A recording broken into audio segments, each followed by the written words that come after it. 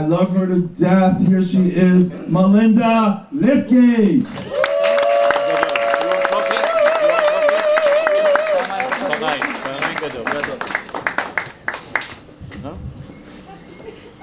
I'm actually a vlogger for the Times of Israel, the difference between being that the writers get paid. But I can say whatever I want. I like to thank Liami for remembering to point out that all of us Ashkenazim from America all look alike.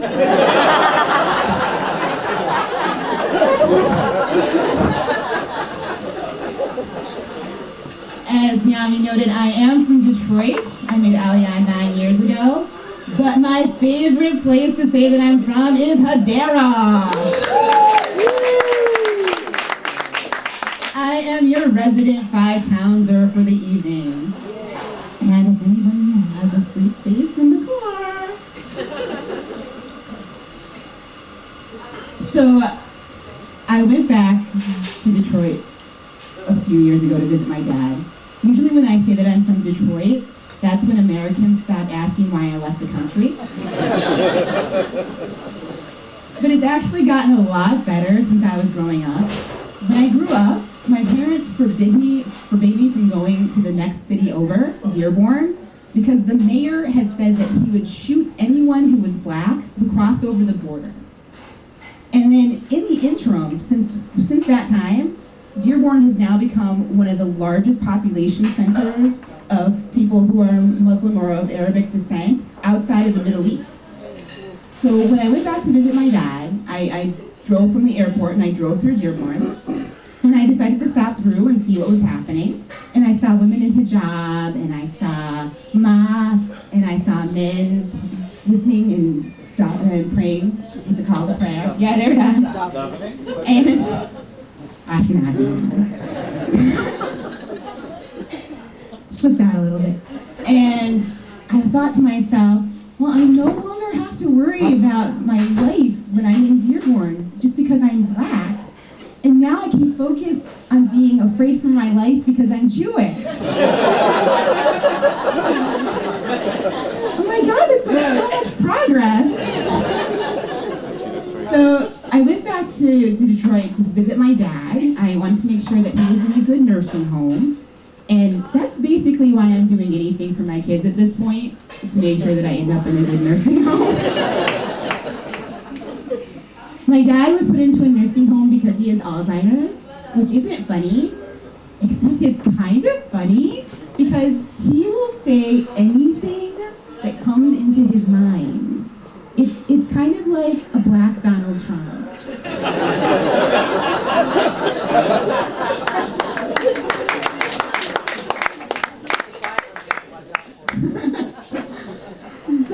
So I went to see him, and I went into the room, and he goes, "Oh, I'm so glad you're here. Oh, you're looking just like your mother." Which would be great, except I'm adopted. So my dad basically said that all black people look alike. So my dad is a Jehovah's Witness. Yes, the people who knock on your doors right when you're about to eat. There's an app for that. And yes, sometimes I would go along and I would knock on the doors with him. But that's basically because I was trying to find the houses that had cable. So I was like, this is good. So my dad, like most Jehovah's Witnesses, they really, really love the Jews. Not like Donald Trump loves the Jews, but like close. So when I was in school, I went to a private school because basically I lived in Detroit and my mom taught in Detroit public schools. So I was sent to private school. And at the private school that I went to, about 20% of my class was Jewish. So when I was 12 and 13, I went to a lot of bar and bat mitzvahs, like every other week. And for most people, when you get an invitation to a bar or bat mitzvah and you're not Jewish, you just go to the party after. But my dad decided that we were going to go to the entire service for every bar and bat mitzvah I was invited to. So after the end of the 2 years, I'm pretty sure that I was in shul more than any of my Jewish friends. By the end, my dad was like, Yesh Gadol, Yesh Gadol.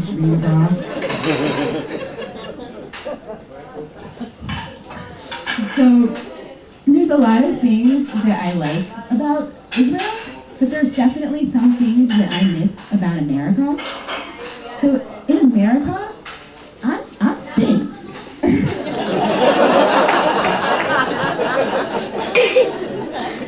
Like, for an American, I'm pretty svelte. I went, and I finally, on this trip back, I figured out why. My dad, I wanted to make sure that he could talk to me, so I bought him a tablet. And I took it with me to the nursing home, and the nursing home lady was like, you need to get a lock for that, because these people are old, but they'll still deal. So I was like, I went across the street to the Ace Hardware to get a lock, and I asked, where are the locks?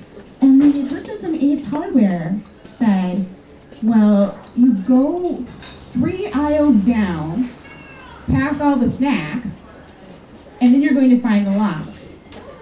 And I was like, past the snacks?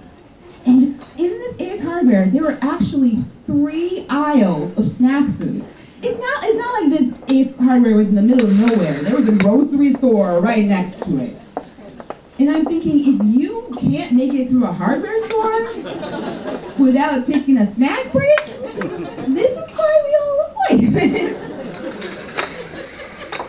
So here in Israel, I found it's a little difficult to get undergarments when you're not quite so petite. I would go to the lingerie stores and I'd ask, I'd tell them my size and I'd ask if they had something for me. And the clerks, it's the same clerks that frequent Liami Super Farm. And it would be these big Russian women, and they would look at me and they go, oh no, we do not have it. And I'm thinking, you're more solidly built than I am. So what are you wearing? And then it hit me. Oh dear God, they're going commando. And I don't know if the shock appeared on my face, but the clerk gave me this look like.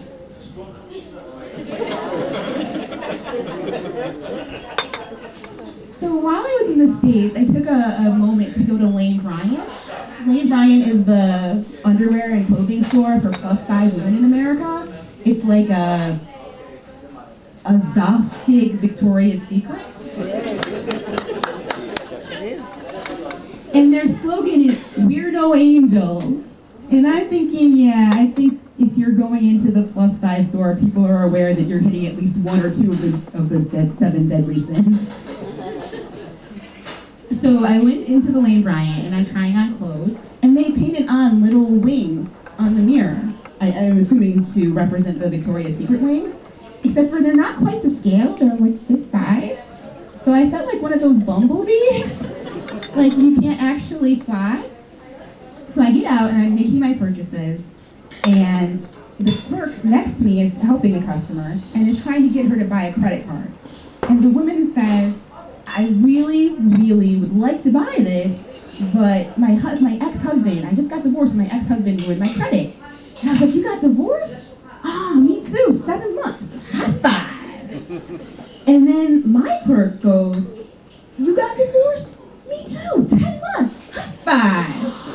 And then the other clerk goes, my husband died a year ago. And I'm like, oh no, you're not getting any of this divorcee love. And then my inner Israeli popped in, always looking for the loophole. And I was like, did you kill him? High five! Thank you so much, everyone.